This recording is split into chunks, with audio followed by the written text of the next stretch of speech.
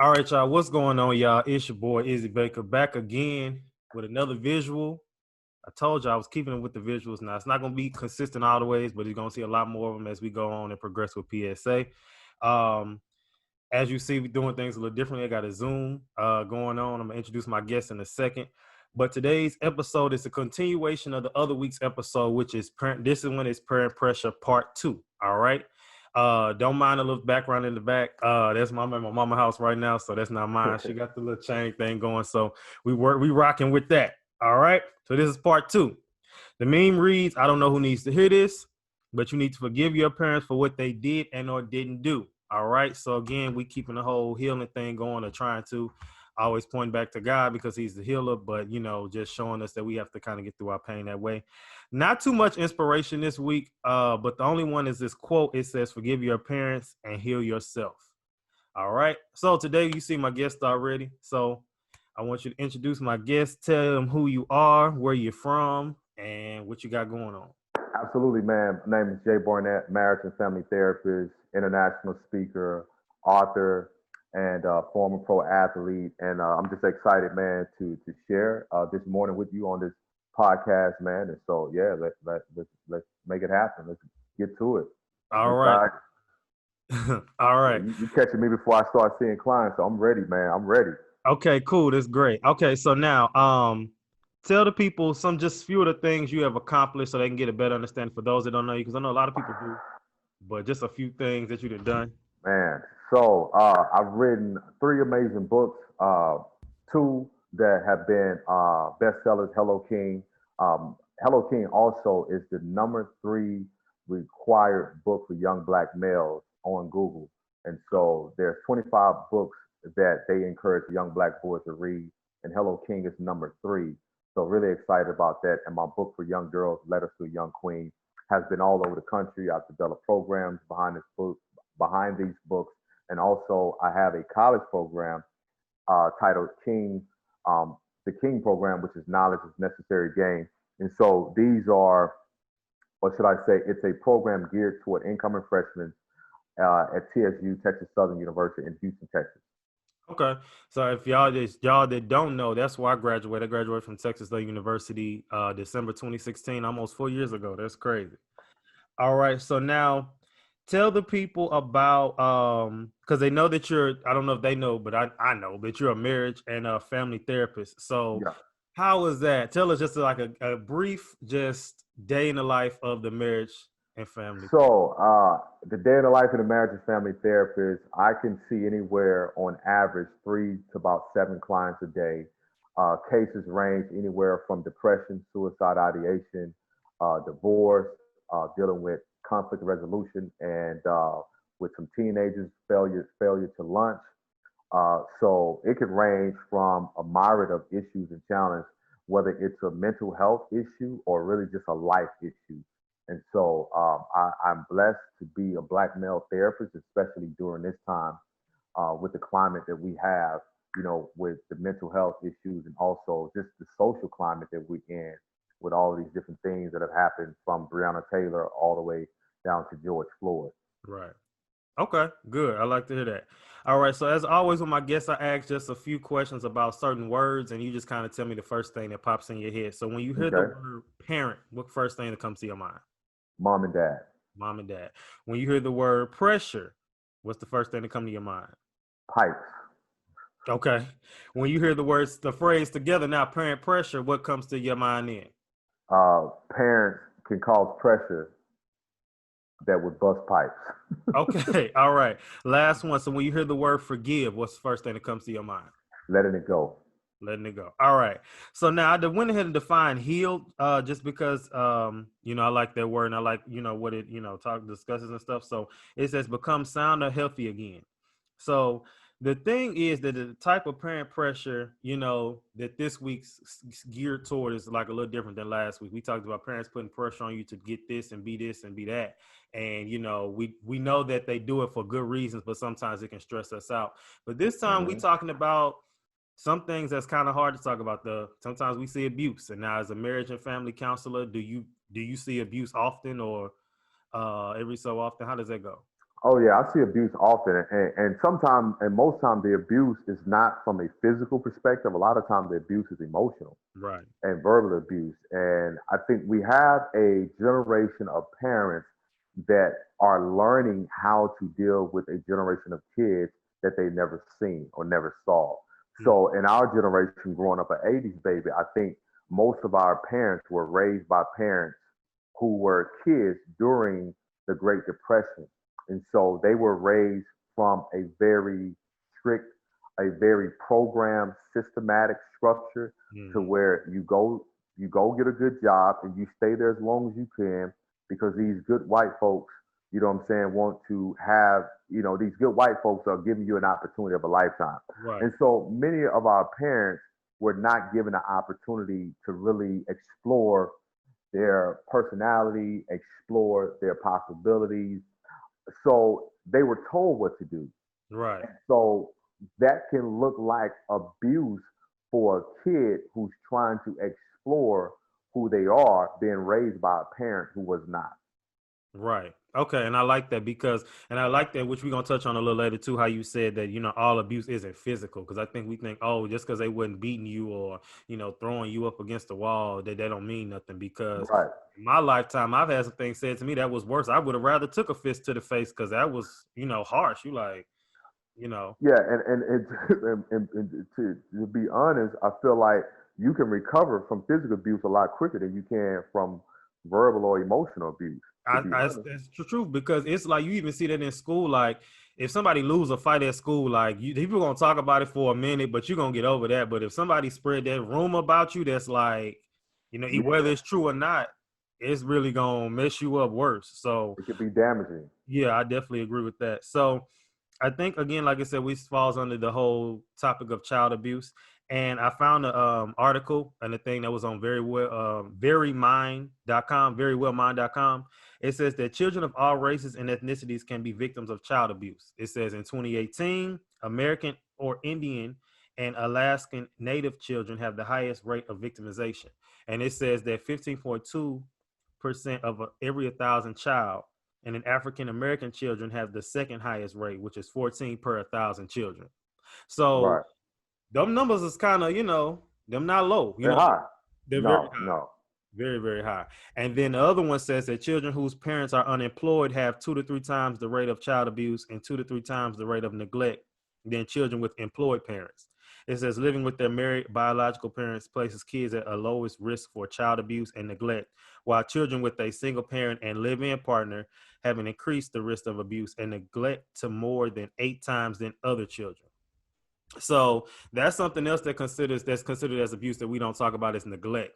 And I think that's interesting too because it's so many traits that go along with neglect. Like people feeling like the child may feel like they ain't good enough or they not worthy or feel like my opinion doesn't matter. So with that, do you mind telling us kind of like how you grew up so that people can get a feel for what you go Well, yeah. So I grew up.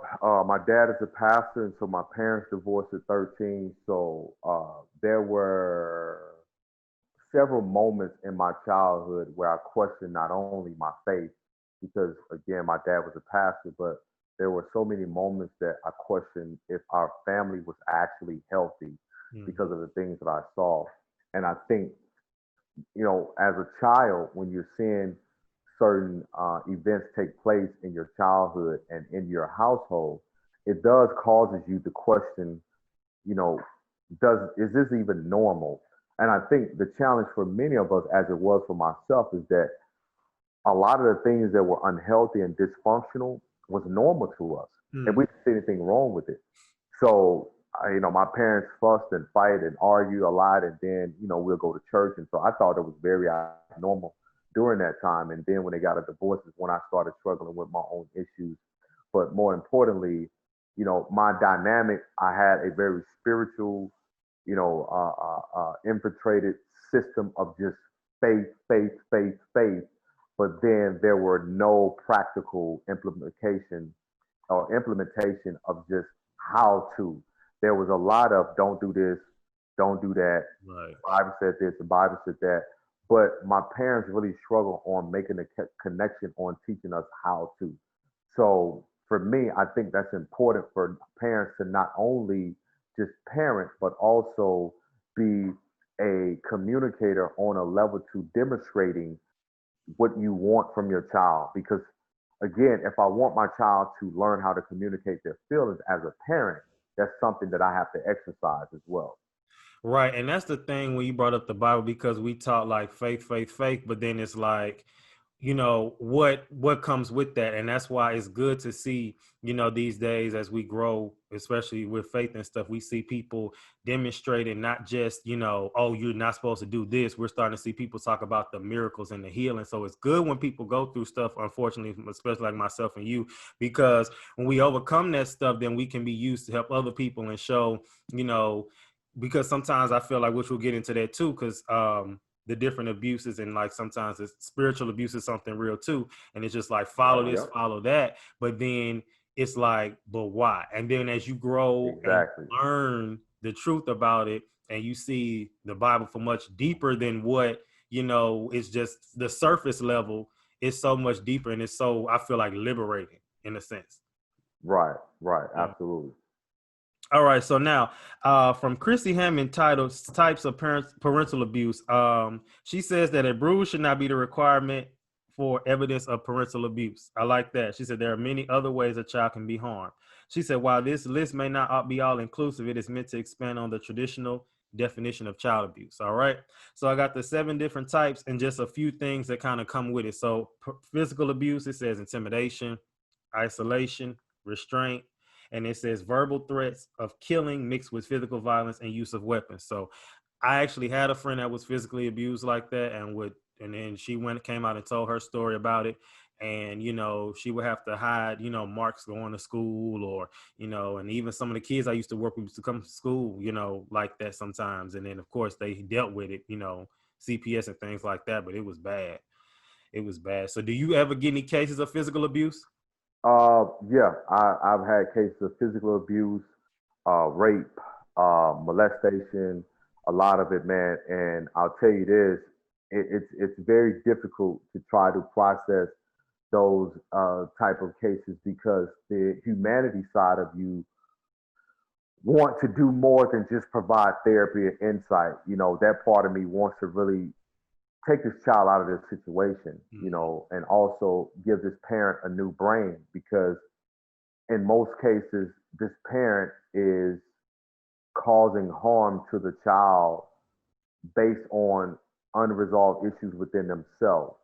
Because it's never the child who's at fault, right? Because God gave the child to the parent. And so many times parents are unwilling to process their own, so which makes it difficult for them to actually parent from a healthy space. And so that's why it's so important that our community work on healing our adults so they can help the children heal and not repeat the cycles of brokenness. Yeah, I agree with that a whole lot, because it's sometimes I feel people just be like, well, they grown, but that's the thing. We shouldn't just be like, oh, you good, you grown, you how you gonna be? Because I know that wasn't the case for me. Because I remember when I used to, I suffered with anger and depression and bitterness and all these things, and I was like, I can't live like that no more. So. Right, And that's why I'm glad as I grew my faith with God and I went to therapy, simultaneously, I definitely saw the result of that. And I was happy with that, because I just was like, I refuse to be just miserable every day, because it's a terrible feeling. And especially when for the people who feel like you have to be that way. right, right, And right. that's the issue. So the other one is mental abuse. So typically now with this list, the list is obviously, long, but I pick ones that most people don't realize. So it says that silent treatment, rage, gaslighting. Gaslighting is an interesting one, which I see more people starting to talk about now, which was basically kind of like saying like, oh, that happened, that didn't happen. Oh, that didn't happen like that, you tripping. So that happens a lot in relationships, I've noticed too. Right, right, Manipulation, projection, which you just went over, which is basically it's not what you did, it's me mad at something that I'm not doing and I'm taking it out on you. So now right, the child feels like it's my fault, but it's not, but they don't. right, Then it's verbal abuse, the blame game, personal attacks, extremes in volume and tone. The other one I found was interesting phrase, browbeating. It says typically saying things include if only you would have did this, and then it wouldn't have to be that way. You don't know how to take a joke. The problem with you is this. Yeah, I thought that was interesting. yeah. I don't think I had that one done, but I think, but I could see, I don't know. That's an interesting one. Yeah, Obviously, the fourth one, emotional abuse, nitpicking, embarrassment, increased anxiety, excessive guilt, insecurity, confusion. There's one I've actually seen treated as another parent, where I had a friend who was the third parent, basically. Like when he turned a certain age, he was helping pay bills, he was doing all these other things. So it was like, you forced to grow up. right. And Yeah. do you ever encounter that? Oh, absolutely. I think, when my parents divorced, I became like a surrogate father to my mother. And so, I kind of stepped into that role as many of us do, especially in the black community, right? Because there's no father in the household. So the next male, whether it's a son, a nephew, or whomever, I think by default, he takes on that position feeling that he has to, help out in the household, right? Because there's no man there. And subconsciously, the mom of whomever begins to depend on this young boy or young man to help out in the household because, quote unquote, he is, the male. So he represents the man that we need in this household for the reason why a lot of young males started selling dope at an early age. They weren't selling dope, you know what I'm saying, for their health and just because they wanted to. Many of them felt that I got to feed my family. And they took on this responsibility because there were no males there. So by default, I feel that I have to take on this role to sort of bring the household together by my ability to bring money in. And all it did was not only to destroy that young boy's childhood, but it also destroyed their perception of themselves. Exactly. And then that's when, like I said, the anxiety, low self-esteem, and things like that come into play. And Right. that's a whole nother thing. So then another one that I thought was interesting, this says financial abuse. It says punishing a child for spending their own money, forbidden access, and stealing. Now with that one, I actually recall a situation where I was with some people and we was at their house and they had just got paid. And we was like 17, 16. And I remember the mom came in the room and she stuck her hand out like this and said, "Give me some of that check." And I was like, and he looking confused, like, really? And she, took almost all of it. And it was always like that. And I was just like, wow. But then parents will say, well, you living in my house, you paying some bills. And it's Yep. like, I get that, but it's like at that age, it's like, it's different if I'm 26, I'm staying with my mom again. But I feel like at that age, it's kind of like, I don't know. But I Yeah, ain't a that's parent. very toxic, man. It's very venomous too. You know what I'm saying? To have a kid or to make a kid feel like he owes you for your responsibility. Hmm. Right. Because they was born. We didn't choose to be here. You know what I mean? It just, Exactly. As I say, I didn't do that exercise for me to get here. So why am I why why? am I being punished? You know what I mean? Right. Why I got to suffer for that? But Exactly. the obvious one, sexual abuse, we already know. Molestation, sexual exposure, threatened abuse if you do not comply with whatever they ask you to do sexually. I mean, that does happen. We don't want to talk Yep. about it, but it happens. And then Happens the a last lot. one, which we kind of touched on, but which I thought was interesting, it says spiritual abuse. So the child is taught Yep. people who don't comply with the parents' beliefs are seen as disobedient, Yep. rebellious, lacking faith. They're a demon or enemy of the family. Parent Yep. use their spiritual authority as justification for why the child should completely submit. It requires that the child completely adopts the parent's point of view. There is no room for differing opinions, question their authority, and that name calling will come, chastisement, even kicked out the house, silent treatment, all these Right. things. And so, although I'm a believer, I can understand why in this, people don't believe because they was all these things happen to them, and then they like, Yeah. well, if that's God, I don't want it. Right. So Exactly. Exactly. Exactly, man. And that goes on, man, more than you know, man. More than you know. I believe it. So I know you have to be mentally and spiritually sound before you go into like any session. Do you pray before you go in any session? Oh yeah, yeah. I pray before I go into sessions, man. Like it's it's essential for me to pray because I want God to be in the session, but also I need the peace to Mm, sort of calm my anxiety down, especially when you're meeting with a new client, because for the first time you're hearing their case and you're hearing what the presenting issue is and who's a part of this. And so I want to make sure that I can hear clearly, that I can conceptualize, that also I can scale on the proper format that is needed or modeled for this particular case. And so, I may listen to music. Like there's mornings where I may go into the session. I love listening to 90s hip hop. And so that sort of gets me prepared and kind of gets me calm because I want to create a very safe space, but mm, also create just a space to where a person doesn't feel like I'm in a session and they just feel like, wow, this is just a space for me to just to vent or just to talk and then to get clarity. And then from that first session, we can begin to build rapport on how we're going to move forward. right. Yeah. I Right. like to hear that because it's just like, you know, we need some type of relationship because every like my other therapist I had Candace a few weeks ago, she was saying every therapist is not for everybody. So that's why No, they're not. you No, know they're not. see, if this is gonna be a match. And sometimes it's a hit, sometimes it's not. I just feel like that's Right. how it is. Right. All right. Absolutely. So with the abuse things that happen, do you feel as though that will be kind of like an interruption to the child finding their own identity? Oh yeah, absolutely. Because now you have tainted their vision on how they see themselves. Because now I will see myself through the lens of abuse rather than through the lens of love or acceptance and the embracing to where I feel belong. So now I have a perspective that if it does not look like what I am accustomed to, then I don't really have a clear distinction of what it is. So, and especially from a healthy place, because if my mother only engaged with me when she's abusing me and hitting me, then in order to properly engage with somebody, I'm going to think it to be abnormal for someone to engage out of love when I've been accustomed to someone engaging out of abuse. Hmm. So most definitely it affects a child's identity because now, okay, who I most definitely don't know who I am, so I can't identify with who I am not.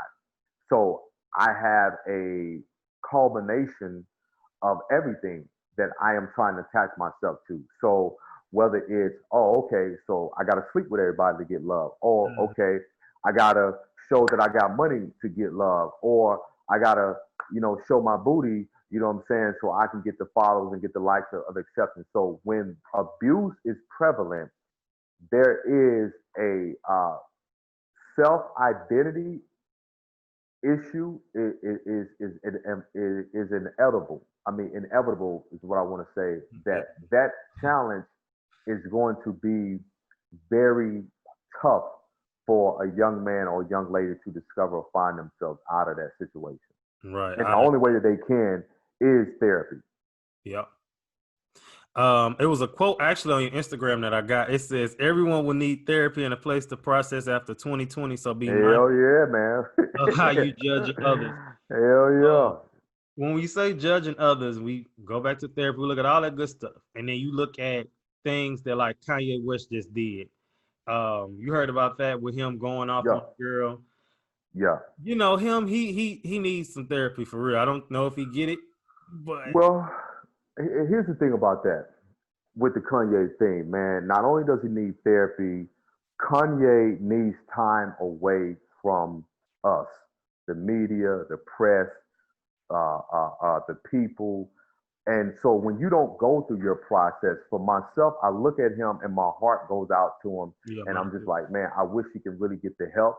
And people can really put him in position to get the help, but they won't because everyone profits from what he does, whether it's the security guard, whether it's the cook, whether it's the driver, whether it's the publicist or the stylist. So to send him away to get help, it cuts off everyone's benefit. Hmm.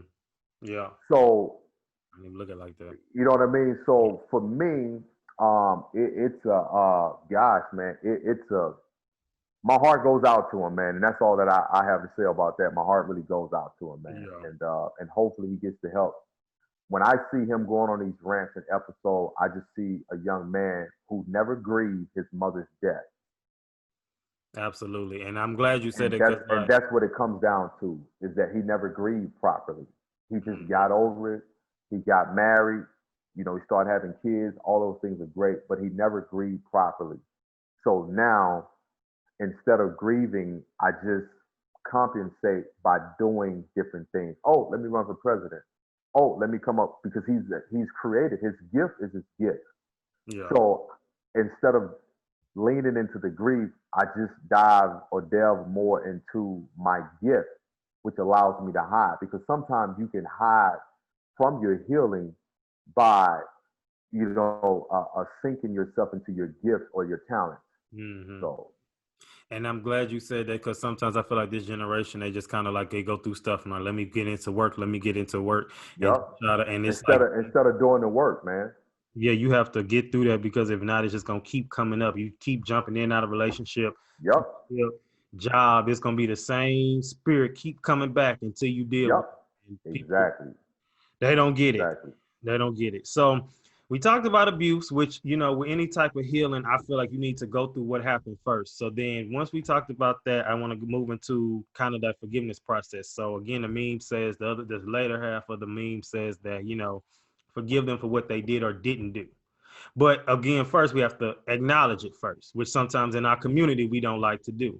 I'm thankful that I'm around people who were open to acknowledging what happened so that we could, heal from it, because you never talk about it. It's just a hatred. People be hating people when they dead, which that sound crazy, but in they soul, they just haven't let it go. Right. So Right. coming from StephenAtchison.com, he has 12 ways to give your parents. We don't have time for 12, so I picked like 6 that I thought were interesting. I thought, well, y'all could probably start doing today. So the first one, it says, forgive them for being the only thing they knew how to be. Like he said earlier, some of these parents, they grew up during these times where it was strict. It was, this is just how it's going to be. They think that was normal. They didn't realize some of the stuff was toxic or abusive. So not saying it was okay, but just understanding that's all they knew that's all they knew how to do. Uh, Right. the second one, it says that talk to them. It says, remember, you're not there to vent, that you're there to learn and understand and seek closure. So, of course, if you feel as though just me and my mama, me and my daddy, me and both of them, whoever raised you, it ain't working, go seek a therapist. We got my man's here. He's the marriage and family therapist. Yeah. I'm overworked right now, so I'm not taking any more. Well, look, if why they getting their coins together for you, so then when you open again, they can go to you. It says take responsibility for your life. When Candace was here, the other therapist that I had this season, she said Uh that huh. she understands that people blame their parents, but at some point, look, you gotta say, look, I gotta take responsibility for my life now because that happened, and I gotta, I have to, like he said earlier, you got to do the work yourself too. Right. Absolutely. Absolutely. Um, the other one I thought was interesting. It says redefine a relationship. It says allow people to evolve and change. People just because it's like how you're not gonna stay the same forever, don't mean that they're gonna stay the same forever. So, like he said earlier, we're seeing people through a different lens, and I believe in praying for spiritual wisdom and revelation and just different understandings and seeing people from a different perspective. Because when you do that, then you have more of a grace for them, and that way it'll help you to forgive. Because remember, and somebody used to hold grudges, faithfully, and used to be brag about it. Like Right. Right. there is no power in that. It feel good though. From the other side, it do when you like, oh, I'm mad at them, and they know it, but you're not winning when you do that. So Gotcha. the other one I like, this says learn from their strengths and weaknesses, so you know what to do with your kids. Because at the end of the day, they ain't all terrible.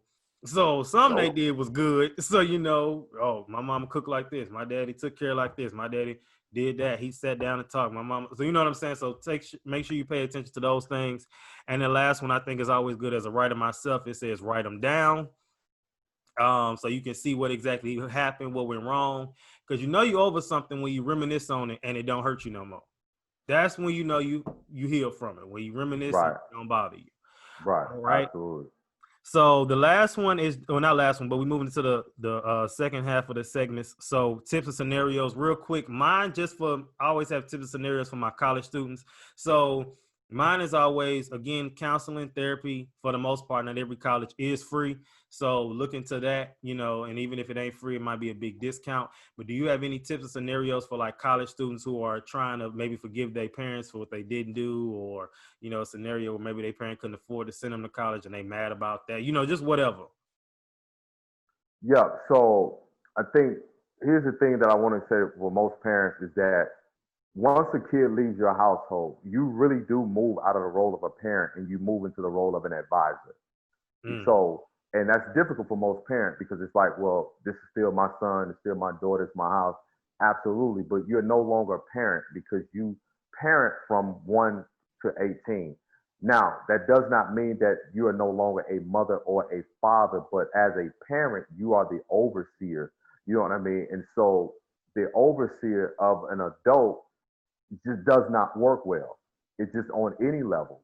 So from that space, is being able to adjust with the dynamic of how the relationship is shifted. Mm-hmm. So in that space, you begin to focus on advising your child, being able to really set up to where I can have a conversation with my child based on their decision and their life choices, to where I'm not trying to control them, but I'm asking them, whether how did they get to that conclusion? How do they want to make that decision and those things?